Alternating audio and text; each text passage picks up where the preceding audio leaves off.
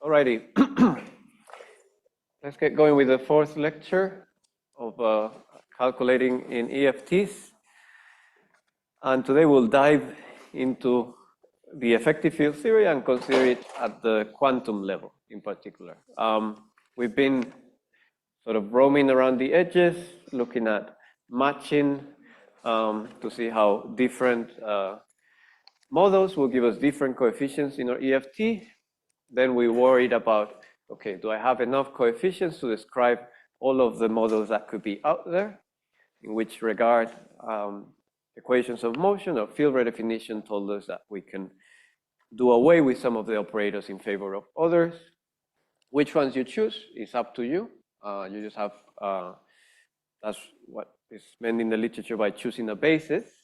It doesn't matter which basis you use, as long as it has that same number of operators that constitutes a complete basis. And you could even, if you want to, work in an overcomplete basis. Only that will be extra work that you don't need to do. But if for whatever reason that's your thing, go ahead and knock yourself out. So today, lecture 4 will be, it's a bit less ambitious now. I cut off some of the material for this lecture and put it in the next one so that I don't go over time so often as I do. So today is going to be mostly about renormalization.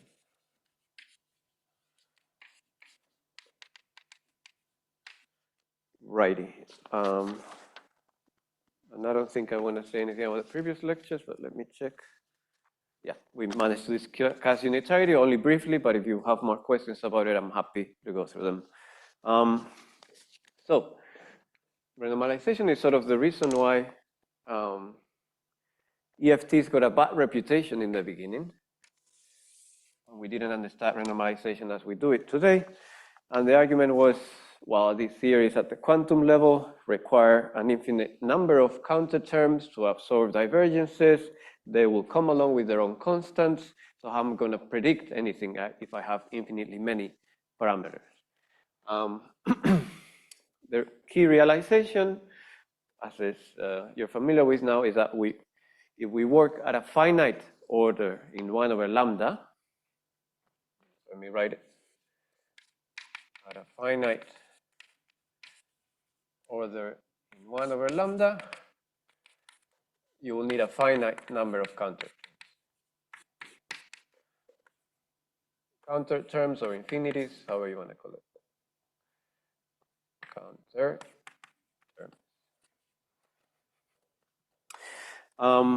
And in fact, we looked at our example, our toy model with the scalar field, and see how many diagrams we have to consider to fully renormalize the theory. How many ultraviolet divergences can we put our fingers on? I will do some of those loop computations today. Right, I assume at least you know how to write a loop diagram, even if not doing the actual loop integration and being careful with all of that. We'll do things two ways, basically, in these lectures. We'll both use usual Feynman diagrams that you might be familiar with, and we'll also use the functional method to compute those one-loop corrections, which in some sense is simple, more straightforward, some might say. One can get around that funny combinatorial counting that we were having to push through yesterday. But one also has to understand a bit more about functional derivatives, operators in this space, etc. So just let me calibrate the audience a bit. Which of you have heard or worked with functional derivatives before? If you can raise your hand if you've worked with functional derivatives. Okay, not everyone. Good to know, so that I pace myself accordingly. But this, let me go first through that functional method for loop computations and the path integral. This will be, as other things in these lectures, quick and dirty, an introduction that will just give us enough info for us to start computing. Right, so let's look at loop corrections with functional methods.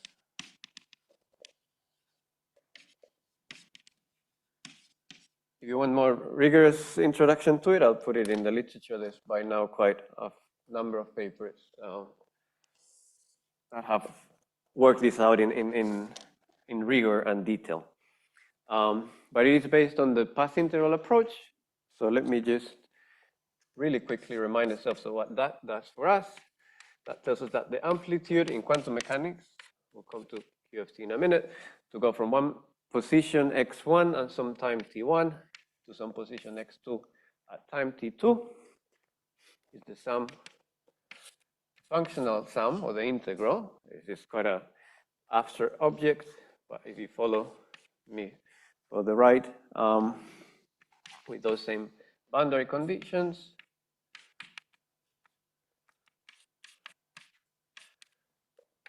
of the exponential of I times the action, or if you want to be more explicit, the integral d time of the Lagrangian. That is itself a function of x, of course. That is not an integral that we can do in general, but if there is some sense of small quantumness to the system, we can expand around the classical solution. Again, that's intuitive in the path integral. It's not so easy to envision computationally, but I cannot take advantage of that intuition to draw some graphs. So what we're saying is that if I want to go from here to there in time and x, I should, in fact, add over all possible ways, even discontinuous paths to get there, and I can partition the space to, this is the way one can think of things in the lattice as well. But performing that sum, like we said, is not something that we can do in general. If we can expand around this classical solution, then I can write x equals x equation of motion, again, sketchy, and some other deviation. And in fact, I'm free to shift the origin of that integration as I please.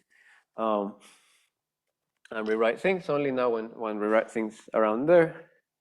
We also expand on small dx. So I expand around dx. Actually, the part of this expansion that depends on x e of m goes out of the integral. That for that point of view is a constant. So if it goes out, actually let me put it out. Because we're expanding around the equation of motion, the first term cancels. Some other lectures have gone through this already. And then you have the second variation of the action evaluated at this background field times 2 variations of x. That's the stationary phase approximation. There's higher terms in this expansion in delta x, but we're stopping there for one loop computations. So there will be 1 plus or the delta x squared. So what we're doing in here is sort of computing some of the corrections that come from not quite following the classical path, but following other possible paths, which in fact need not be too close to the classical path. This integral, we're still going to perform from dx over all possible functions in here. Only we have approximated it to be looks like a Gaussian, and it is a Gaussian if we go to the space where these functional methods are well defined, which is in the Euclidean space. So if I now do, let's get the signs right, I dt equals minus d time in Euclidean, so tau sub e. Now I do get a Gaussian integral for the second piece. And I do know how to do ordinary Gaussian integrals.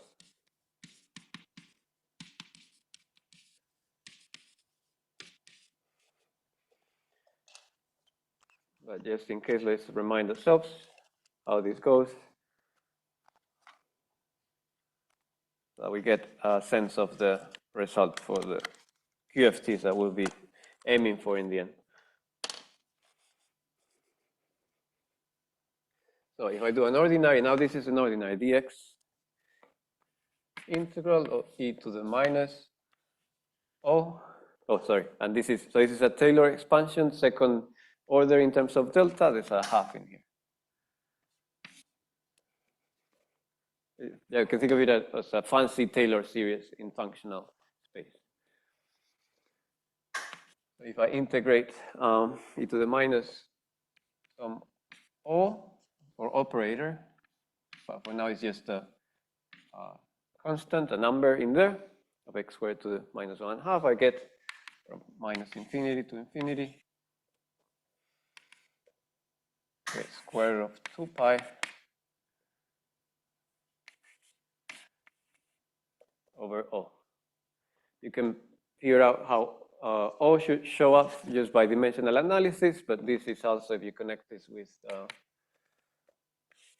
the Gaussian as you probably used to writing it, e to the minus x over sigma for some deviation square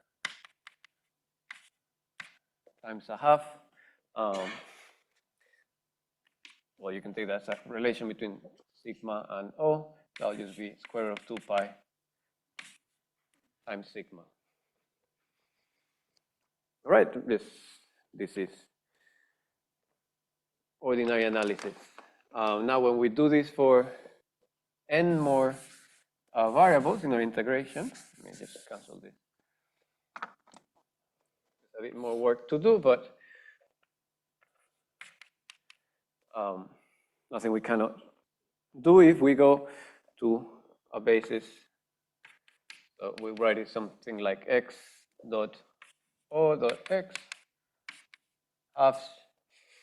If we go to the basis in which O is diagonal, if we diagonalize O, which has to be a symmetric matrix in this case, we'll simply have this new basis, dx prime, but we integrated over it, so it doesn't matter what we call it, but anyway, minus e to the x xi prime squared, O I for the eigenvalue halves. And then there's going to be a product of Gaussians. There's going to be product on I square root of 2 pi of O I for the second value. Simple as that. Now with a little bit of rewriting, I can put that in an exponential form. The factors of 2 pi are not relevant actually, but we're doing maths, let's keep them along for the road. There's n of them. And I can write that as an exponential if I write e to the minus a half of sum over all of this. Now there is an exponential log of I for the eigenvalue. And now that can be written as a trace. If I write in operator form, thinking of, again, you can write it as a trace because then you can think of this operator. Well, let me write it first. To the minus a half trace the log of operator O. Now, if there's a trace and you think of this written as diagonal times some rotation on the left and right, that trace will bring the rotation up to the other side and give you the diagonal. So that's how one gets an expression for one loop corrections in 3 lines of algebra that is actually completely applicable to the QFT that we'll think of once we understand a bit more about operators and their representations. Right, so that's as much as we need. Now let's talk about the theory at hand. And show that there's a finite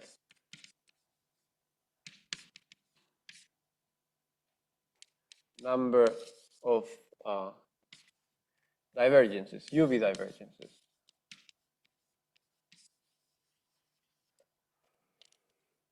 So the basic, I'm going to look at this with Feynman diagrams first. Sorry, we're going back and forth, but it'll give you 2 reasons why things are true. So we're using this big box for these insertions of these operators, high dimensional operators. Some of them have 4 legs. Doesn't matter what how I draw the arrows. And there's also, if you remember, C6, that determines the potential with 6 fields.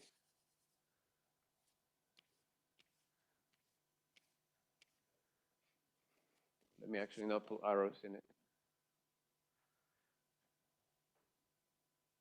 We're just going to just count loop divergences now. And as you know, well, what do they come with?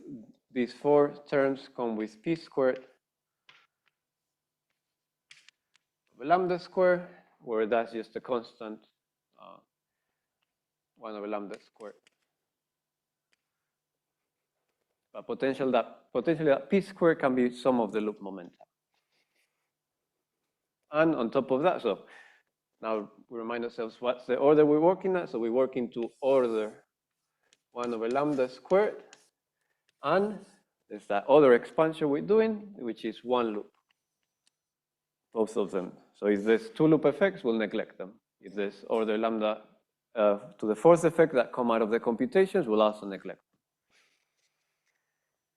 And so that means a single insertion of these guys, high dimensional operators in our loops, but a priori as many lambdas as we like.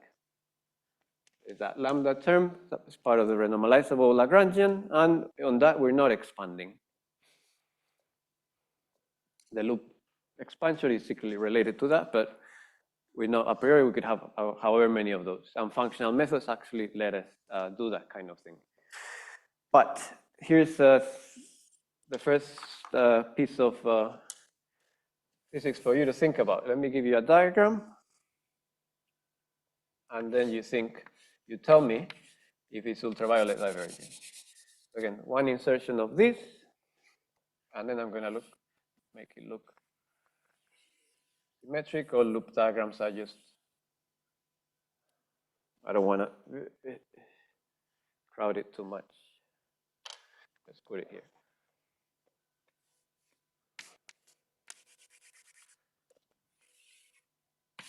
So one insertion of that 4-point higher dimensional operator and 3 insertions of lambda. And let me remind you how these things go. So an insertion of this box operator can be as divergent as L squared over lambda squared if you want to be dimensionless, and then propagators will give you a 1 over lambda squared minus m squared, and then we'll also have that integral over d4L and the internal loop momenta. So I want you to take a minute, or if you want to even sketch it on your notes, and tell me if that term diverges or not, as L goes to infinity, of course.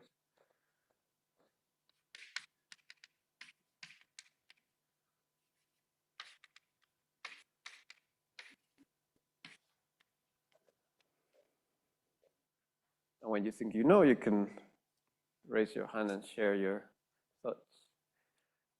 In the meantime, I'll start writing the next bit. Very good. Yes, you're doing my job now. Yeah, it's that simple counting will tell me 4 propagators, 1 over L squared 4 times. Then there's an integral, d4L.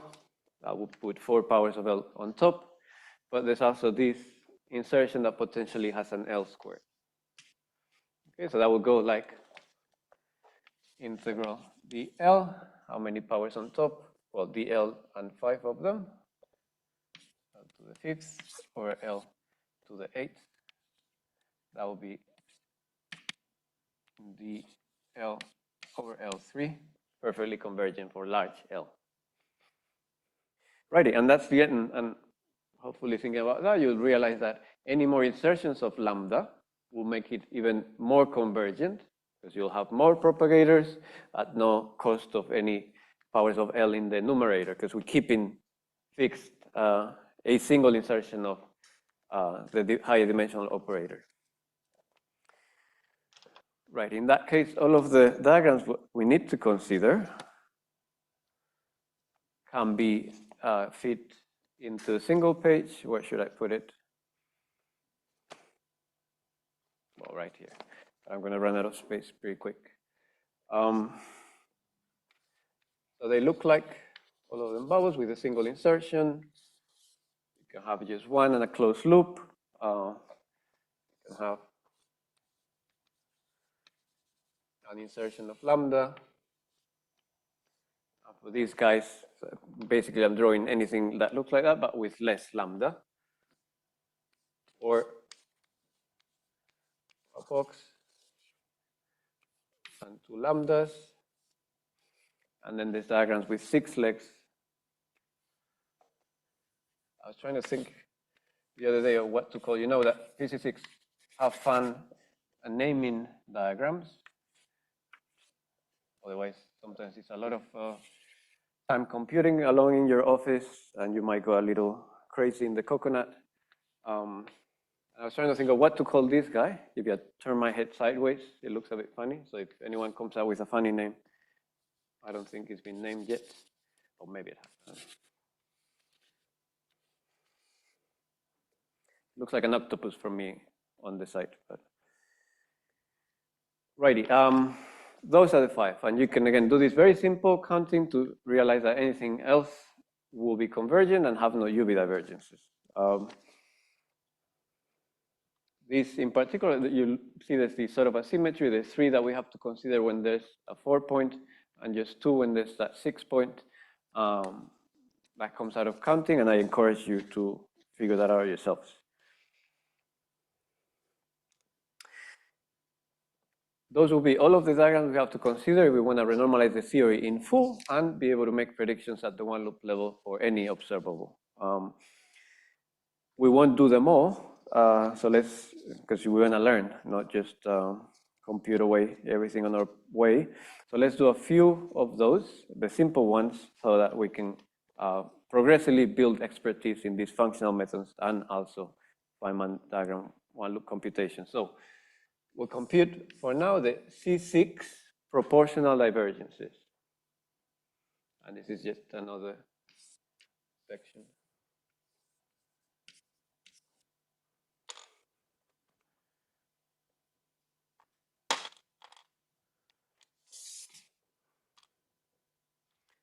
C6 proportional UV divergences. Let's start with Feynman diagrams, because that might be a bit more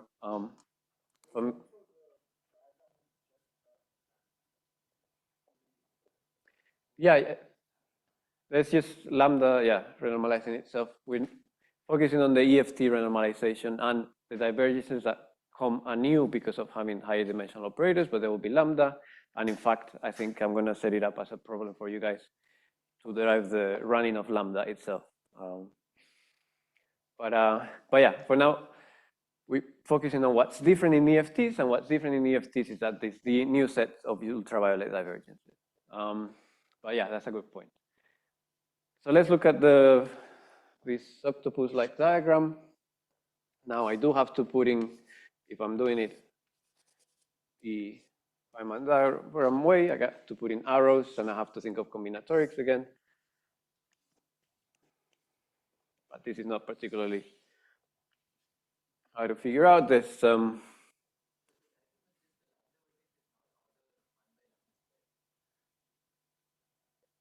which one?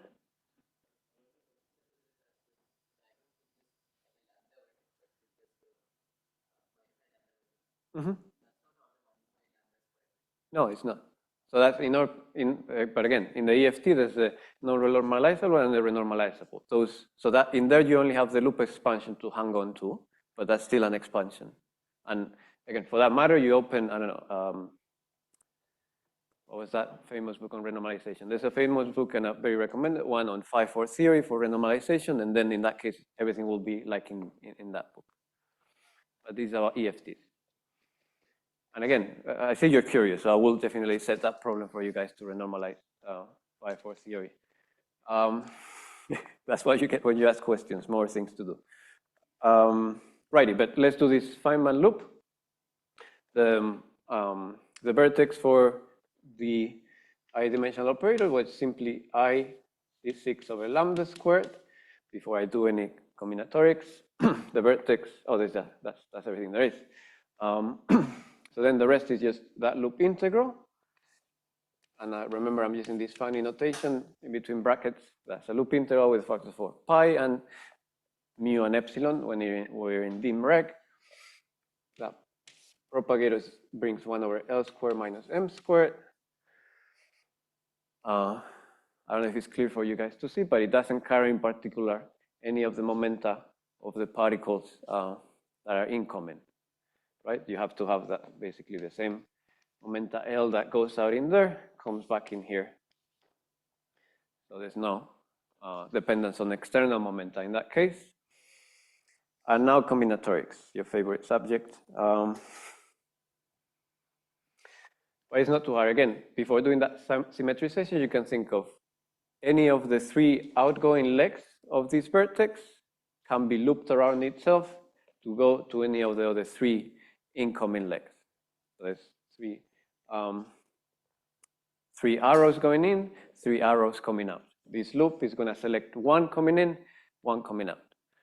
Has therefore 3 to choose from each of those. And then you're left with 4 legs in here. That can be any of the external states. Then that comes with a factor of 2 for each of them. That's sort of the degeneracy. So once again, we get a factor of 3 factorial squared. That's a first loop diagram.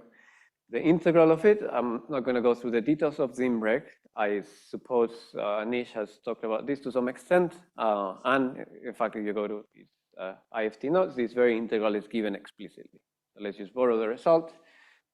We just have to realize that those factors of I will bring a minus up front, 3 factorial squared, C6 over lambda squared.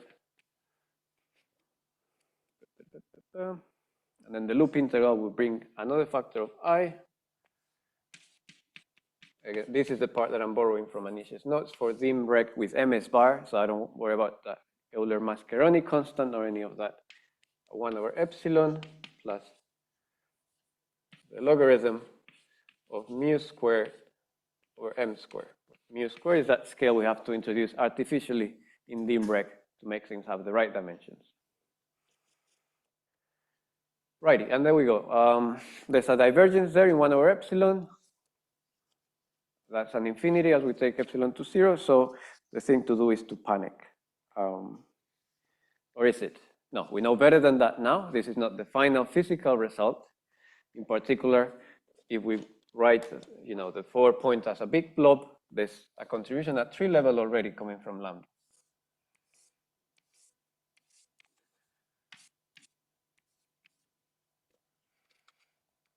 That has to be added up with that one for the full result of the 4 point. And remember that was giving us minus I lambda. The factor of 1/4 goes out with the combinatorics. So then what we do is say, well, I'm going to use this lambda to absorb that divergence because it's only the sum that is the physical thing, and I can do that by declaring that lambda is some lambda renormalized minus whatever I need for canceling that out. In particular, I'll be 3 factorial squared C6 over lambda squared. And then all the other factors. 1 over 4 pi squared, 1 over epsilon. That's why this section is titled C6 proportional UV divergences. But yes, it's a very good point. But that's, I mean, if we have another week of lectures, we can go through all of those.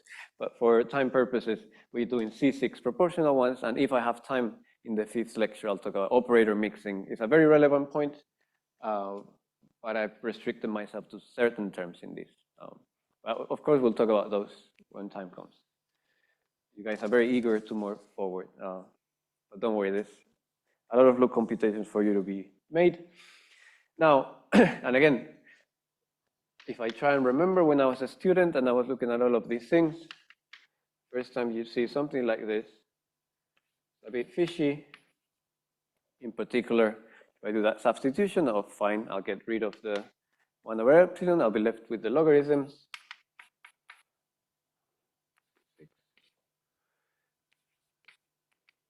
Oh, and of course, yeah, I forgot to, again, dimensional analysis will tell us that this is proportional to a mass square, d for L, 1 over m, and if, again, borrowing that result from Anish, there's an m squared in here, the mass of the light particle. And so it's everywhere else.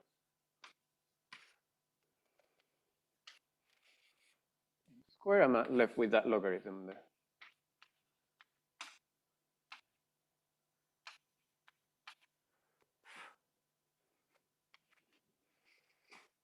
Right, that's the total after renormalization. We've used regularization to tame the infinities, renormalization to wipe them away. And the fishy thing that one can worry about is, fine, you've redefined that in that way, you've got rid of that 1 over epsilon.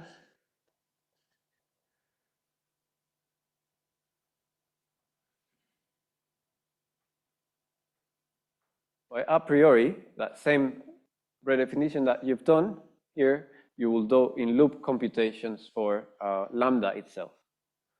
So you're going to shift that infinity that works in here, but in other places that will also translate a 1 over epsilon.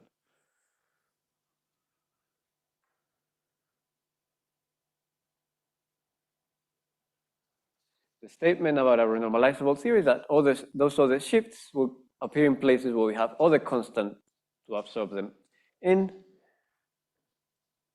And the crucial thing to realize, we don't see it in this example, but we see it later, is that even then, there might be order, or that shift might give you, so in some places, order 1 over epsilon square, if that lambda appears twice, for example, as it would in the renormalization that was mentioned at some point. So there'll be also that diagram for that renormalization. And if I substitute lambda by those terms in here, there will be a 1 over epsilon square in that type of terms. And that is a new type of divergence because all of the others are 1 over epsilon. However, my claim is I don't have to worry about those 1 over epsilon square terms. It's a tough question that I put into you. Can you see why I shouldn't worry about those given my assumptions?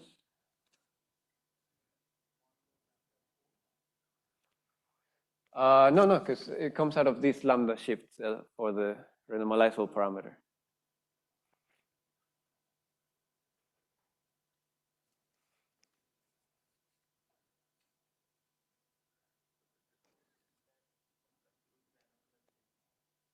No. It's two-loop order, yes. I don't know who said that, but that's the point. It's not just that it's 1 over epsilon, is that it's a 1 over epsilon with a term of my loop expansion in front of it. And I said from the beginning, I'm working to one loop order. So anything that is two insertions of that expansion, even if it's a divergence that looks worse, is something to worry about when I go to two loops. So for now, I will leave those guys alone, and I can indeed stick to that. But that is so one of the reasons that tells you want to be careful and consistent. Keep to a fixed order in your expansion. Righty. So real quick now, how much time left, Rick? So I started at 10 past, I think. Okay, good. Righty. So just to say now that we can put that into an effective Lagrangian form or effective action. The thing to notice is that at the end of the day, that 4-point function that we computed now has extra terms, but it's just, in the spirit of physics, we could as well just call all of these the coefficient of some sort of effective 4-point vertex. That's precisely what the effective action does.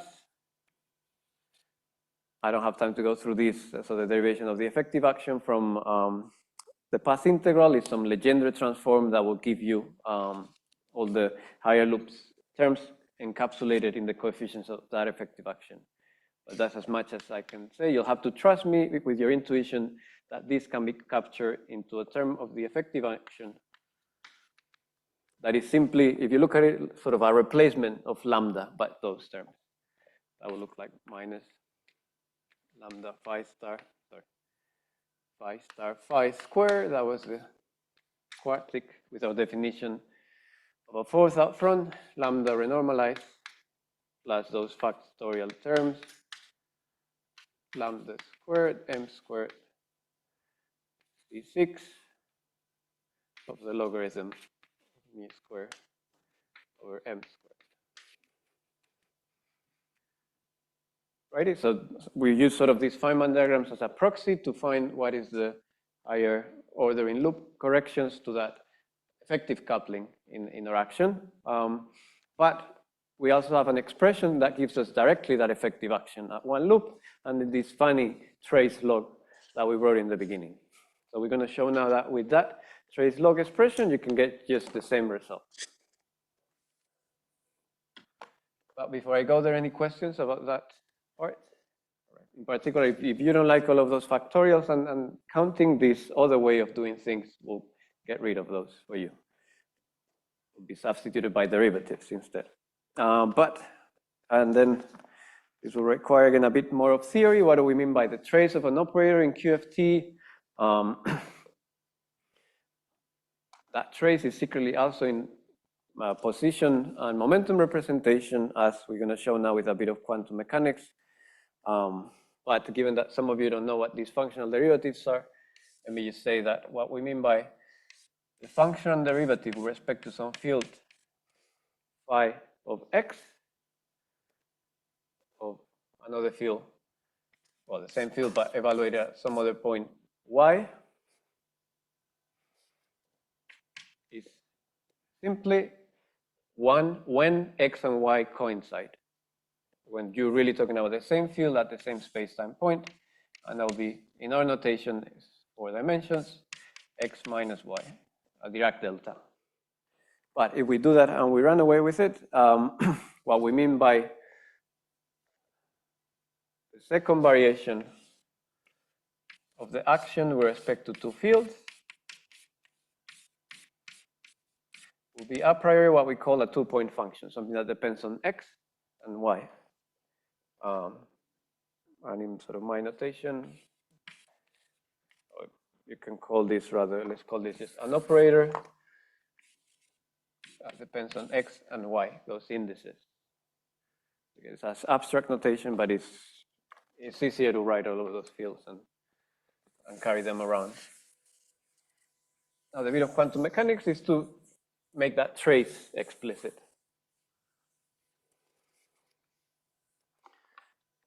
So this, I write it in this way. So a trace will be like taking x equals y and summing over all of them. So that will look something like, I'm not sure why I wrote it this way. That's not useful, but okay. P for x, O, x, x. At the same time, I can use position and momentum eigenstates to, as you do in quantum mechanics, put in the identity in there and rewrite that in that way. In particular,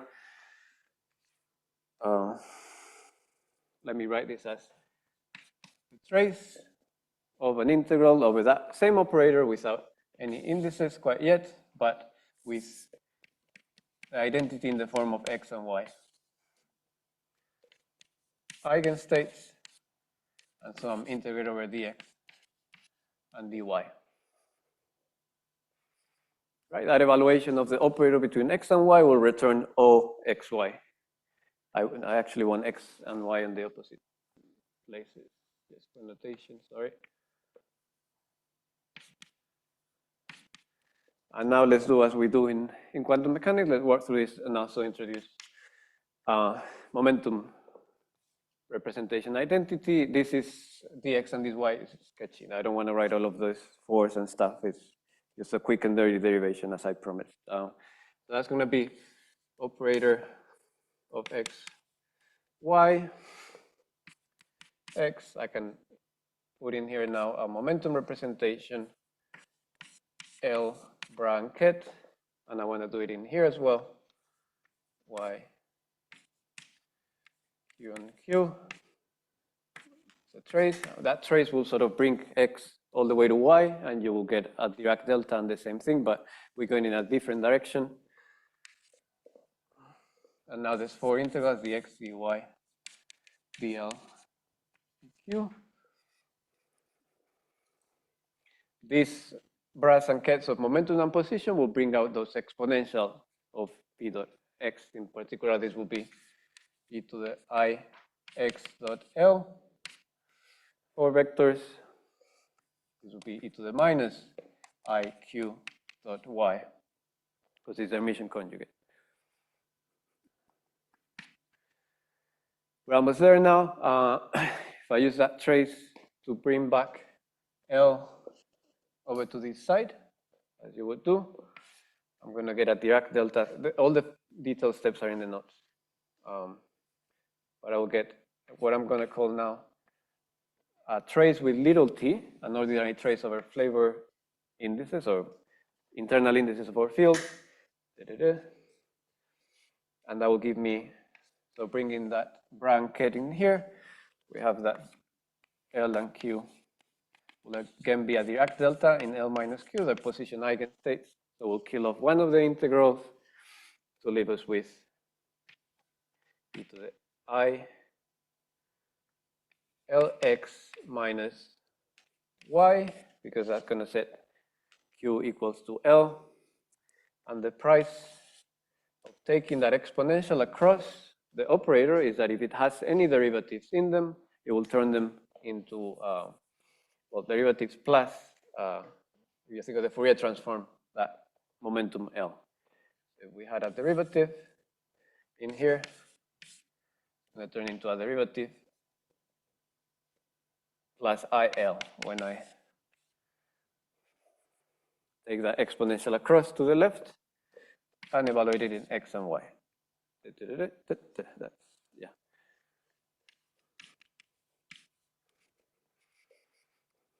Okay, so that now we can be a bit more precise about what this trace is. You might say, well, if there's nothing else to the right of this operator, you can actually say that that derivative that will be acting on the right in an ordinary Fourier transform, you can set it to 0 because there's nothing else left on its right. In our case, we'll have oftentimes products on operators times other operators times other operators. In that case, you cannot neglect that derivative in there because it's going to hit everything to its right. So in full generality, we just keep it like that. And that is your expression for the trace, the functional trace that we wrote explicitly. If you want to be even more precise, these are 4-dimensional. Right, so now we can write those one loop corrections for this term in particular a bit more carefully and properly, and say that we have that. Remember, there's an I in there. I times the effective action at one loop contribution we found at that shape of 1 minus 1/2 of trace with big T of log of minus second variation of the action with respect to the field. It's minus, by the way, the second derivative of the action, because we do things really in Euclidean and we protect them back. And that will look like we're looking again. I'm going to neglect a few terms in here because we are concentrating on that C6 term, and in particular just a single insertion of it. In that case, there's a minus sign here, minus 1/2. Well, it looks like I want to keep it still as trace log of first, the second variation of the action will, when it picks up the kinetic term, it will give you the inverse of the propagator. So it's something that looks like this, m squared plus p squared, but with that funny, minus p squared, but with that derivative plus IL, the whole thing squared. Again, I'm maybe skipping some steps in here, but do ask me about them later if you want to know. And then the other piece will be the second variation of the part of the action that was proportional to that C6 operator. We just call that X6. Alrighty, and the little bit of extra thing I want to do is take, this is a log, I can take the factor out of that term, and that will be one trace of the log of 1 plus 1 over m squared, and then here minus second variation of the action x6 plus L plus I. Let me write it like this, minus L minus I derivative squared. Okay, I just took a common factor out because of the properties of the logarithm. The product of two things is the logarithm of the first plus the logarithm of the second. But the logarithm of the second I can really throw away because it doesn't depend on the field. It will just be an infinity, that is true, but an infinity that is just proportional to the mass squared and has no fields in it. So if you want, well, if you worry about the cosmical constant, yeah, it will be there, but we're not worrying about that in these lectures. And now the next step is to make explicit what that second variation of S6 is with this functional method. So we have, or let me write it like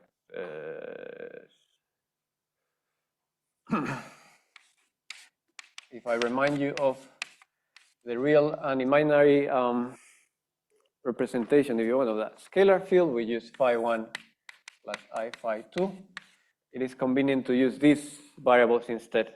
So we treat them equally, and in that Gaussian integral, they're the same. It's a bit slightly trickier if you do it with the complex coordinates, but not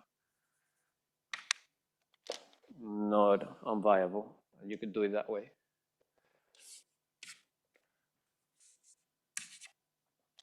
And in that case, what that 6-legs operator will look like is some constant times phi transpose dot phi.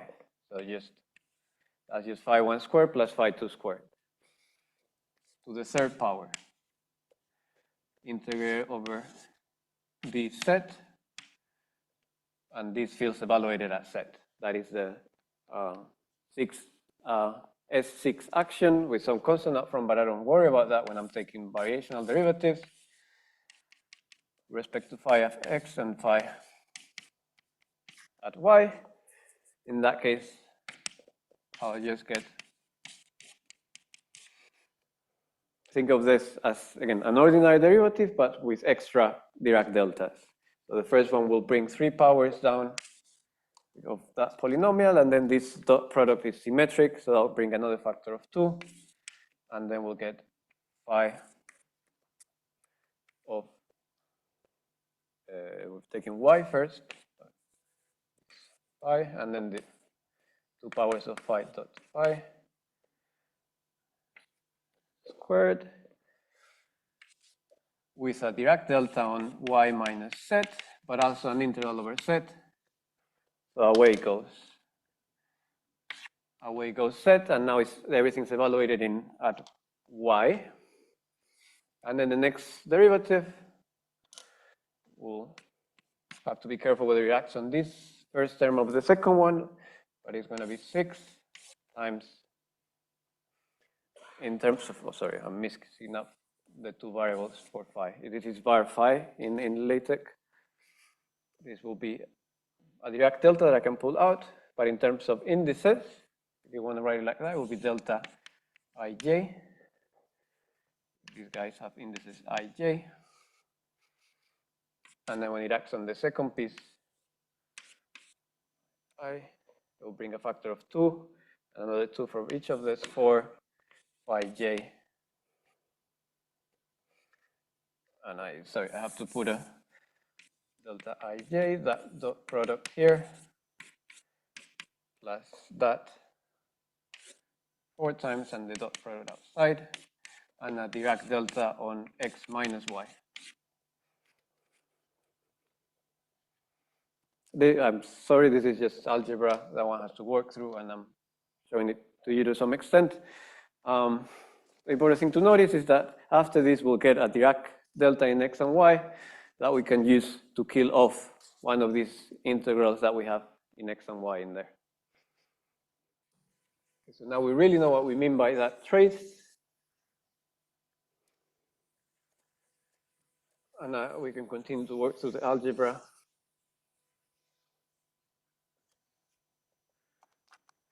To obtain, we expand that logarithm because we want just one power of it. Logarithm of 1 plus something small is something small. Again, that's algebra, but then you'll have minus a half of something small. We'll bring a factor of plus up front. The integral over d for x. The integral over momenta as well. Oh, sorry. You see there's integral over loop momenta in here too, that I forgot to translate there. That is the integral over L.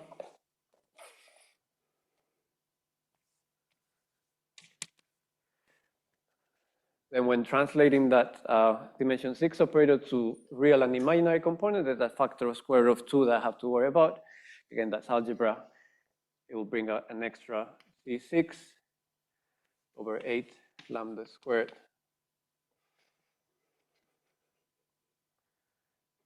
And then that expansion with this, with what we know already about that derivation, will be 6 times. Let me write the delta ij as an identity in this space. Phi plus phi plus the other term has indices in phi I and phi j. I can write this in these vector notations as phi transpose. And outside there was a phi transpose phi. And we're taking the trace over this.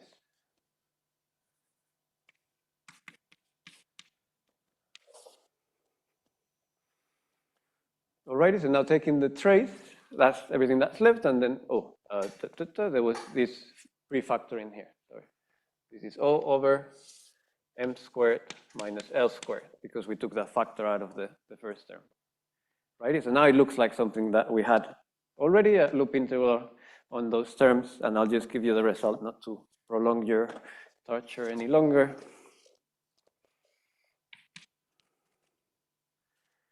But this would be, there's an extra minus sign from there. And factor of I from the loop integration and all of those 4 pi's, etc. Minus m squared. Where does the factor of 3 factorial come from? Well, there's a 6 in here already. And when you take that trace with the proper factor of 4, that I of course forgot in there, you take this trace, there's what? There's 4 times the trace of phi transpose. I will just move it around and say 4 times phi transpose phi. What would be the trace of the identity here?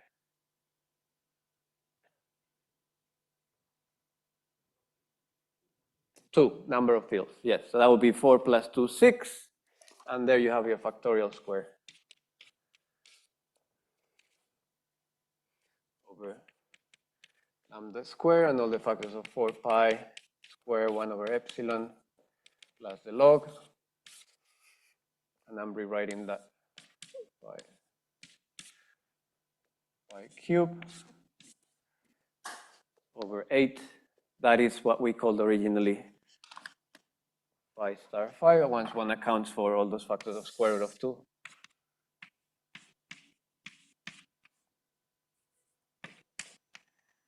So here we make the connection. That prefactor that we computed with this funny trace log formula should be exactly what we got from the loop computation that told us we can put it in the end in an effective,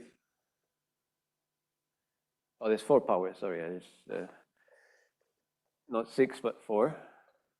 You can see that right there, sorry. 2, so that is a 4 instead. That is a 4 instead.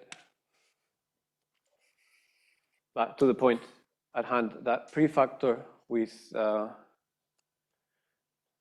3 factorials is the same one gets from doing the computation at the Feynman diagram level.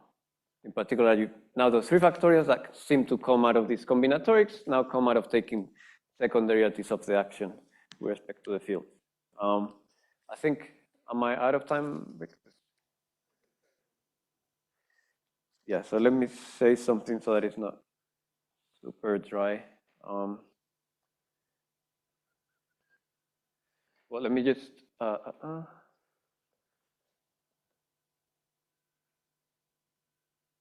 me give you the factors of 2, right? So that you don't shout at me later. So it's true that there's a factor of 1/8 coming out of rewriting it 6 because there's 6 fields in there. So this will be 8. Then out of the top will come a 6 factorial, like we said, but there was also a 1/2 up front and a 1/8 in there. That'll give me a 1/16.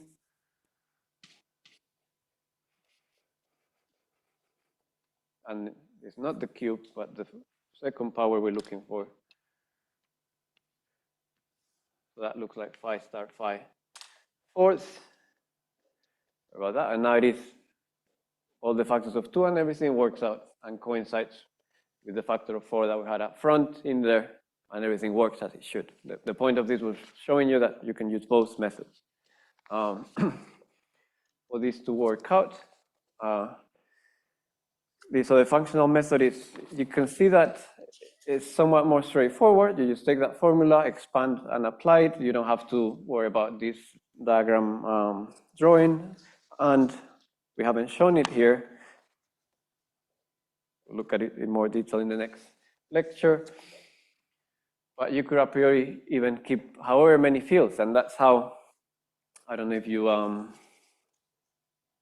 you know that the classical work by Eric Weinberg and Coleman, but this trace log is what that Coleman potential looks like. In fact, one could, if one is interested in the potential only, one can compute all of the terms in that correction for general value of the field, and you'll get something. In fact, you'll obtain a result in that effective action that takes infinitely many Feynman diagrams to compute.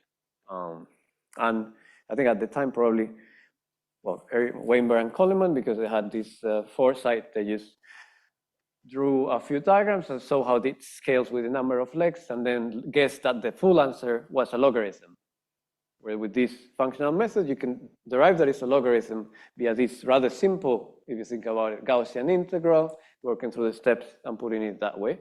There's just a bit extra work to define what these functional methods mean by an operator, by a trace, and how does the loop integration shows up. So it's a bit interesting to see. We're on our way towards showing that the theory is renormalizable. We've shown it for one case. For the other ones, will work simultaneously. What I want to get to by the end of these lectures is to the running that this induces. After all the divergences are canceled out, everything is said and done, what are we left with physically? So that's why for the next lecture, we'll talk about how do we connect this with experiment, and if we feed into the EFT that experimental data, how all of these logs and all of that discussion truly acquires a physical sense, and we can talk about predictions in that case. But yeah, for now, I'm not going to push through any other loop computations today. We'll do that tomorrow. But yeah, let's take questions from anyone who has one. Yes. Yes, and we, well, the thing is, again, for time constraints, I think I'll set it as, again, I'll set it up as a problem for you guys. The loop integrals for S4 are slightly more complicated because you have that loop momenta and also external momenta in your computations. We showed in here that those guys have all the divergences because L, you can pick up loop momenta in there, and there's going to be dependence also on external momenta. So that's just computationally more complicated to do than this.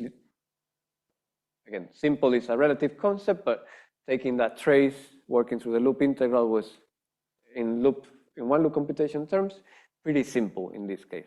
If we do it for those CS and CE operators with two derivatives, it's going to be slightly more complicated, but the end of the road is going to be the same.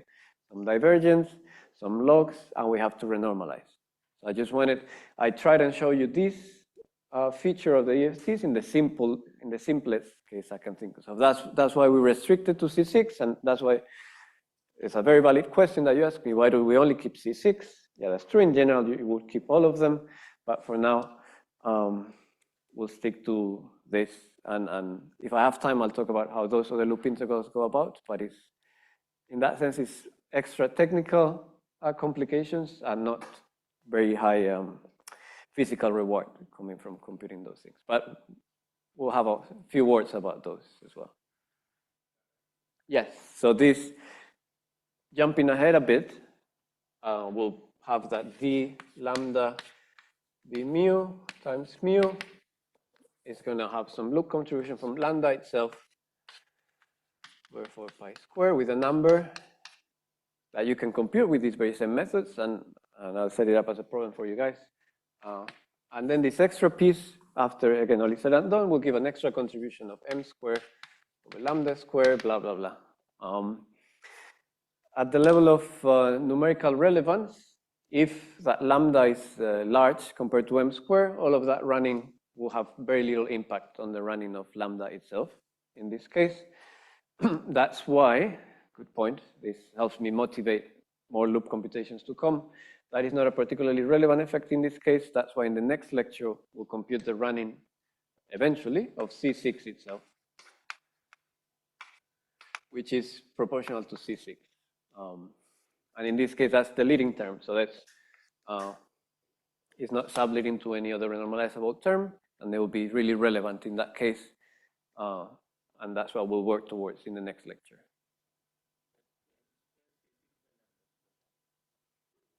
Yeah. So the dots is, yeah, C6, 4 pi squared. I mean, you can get it from there. 3 factorial squared. Oh, another thing, but that will come next. When we compute this C6 running, we're doing it, one of the nice things about this method is that that identity in there, like you pointed out correctly, counts the number of fields. So I could go through this and do this very same thing that I've done for some ON symmetry. With that identity, simply counting the number of fields. And I can generalize this very same thing that I've done to any numbers of fields n. One such generalization is connected, when we look at that running of 6s, with SMEFT. Because in SMEFT, it's an operator that looks very much like the operator we consider, and it's, at least in the notation that I'm used to, is h dagger h, the whole thing cubed.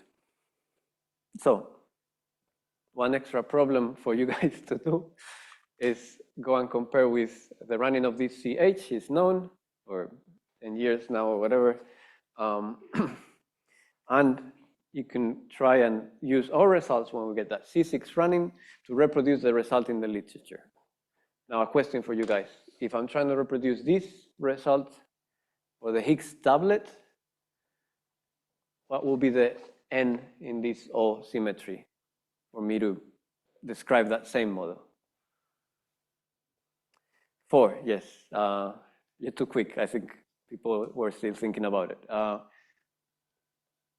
Can you see why it is 4?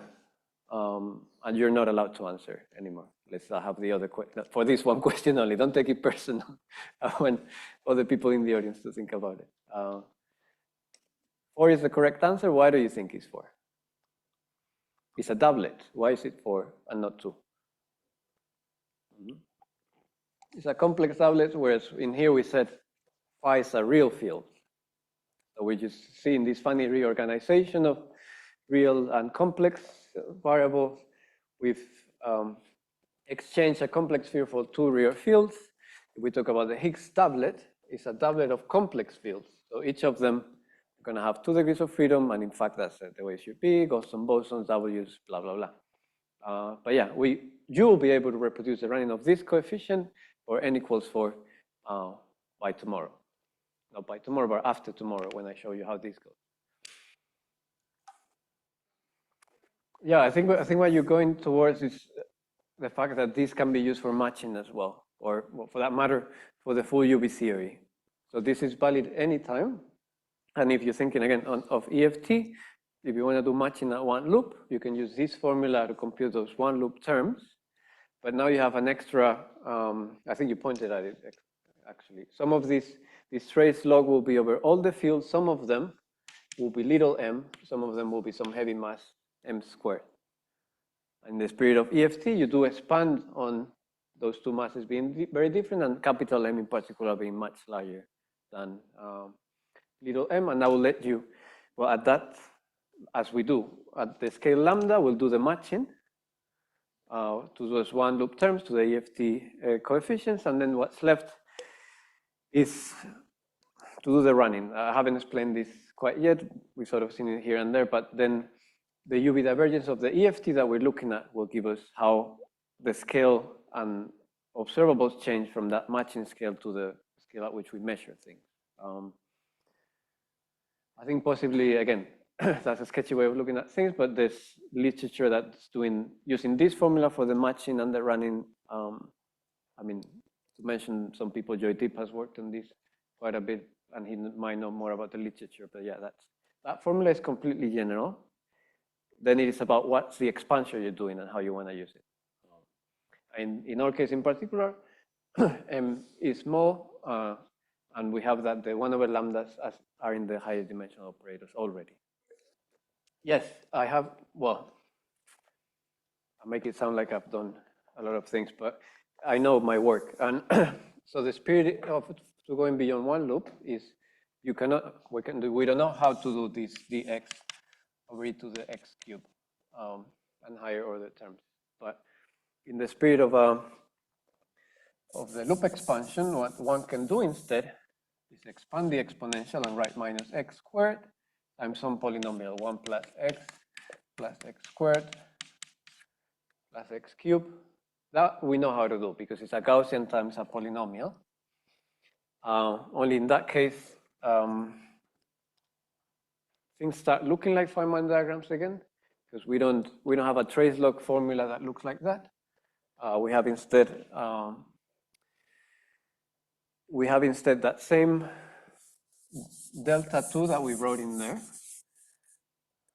Can I give you an intuitive idea of this? I think I can. So for example, if I integrate the first term with x, just dimensionally, as again we said there's a sigma square in there. So just dimensionally, that exponential times x is going to have to be proportional to sigma. Let me pick up this x squared term. That would be sigma squared. The x term cancels out because it's odd in that integration. If I pick the x squared terms, I'll have to be proportional to sigma squared, but sigma squared, and let me put a coefficient c out front, sigma squared times c. But sigma squared in this notation is the inverse of the second derivative of the action. So that'll be something like c times 1 over delta of the second variation of the action with respect to s. What does that look like? Well, that looks like the inverse of this guy here. That looks like a propagator, well, in fact, a generalized propagator, because that second variation of the action includes that and this as well. So that correction will look like 1 over the whole inverse action, and that'll start looking something like this, like a loop closed on itself, and higher x will give you even more of these guys, and things start looking like higher, we call this sometimes vacuum contributions. It's a very, I mean, I'm drawing diagrams, but it's a much more abstract concept than that. It means, I'm just showing you sketchily how that works, but that's, I can give you a reference to my paper. I'm not sure that it's very illuminating, but that's the basic idea behind it. I don't know if you know a better reference, Joydeep, for higher loops. Yeah, so that's that. Yeah. Yeah, so that's again my paper. That's the one I know where this is done, but it might be done previously in the literature. I'm not sure, but yeah. Well, I'll put the reference in my notes, but thanks for the question, because it allowed me to talk about my work. Thanks.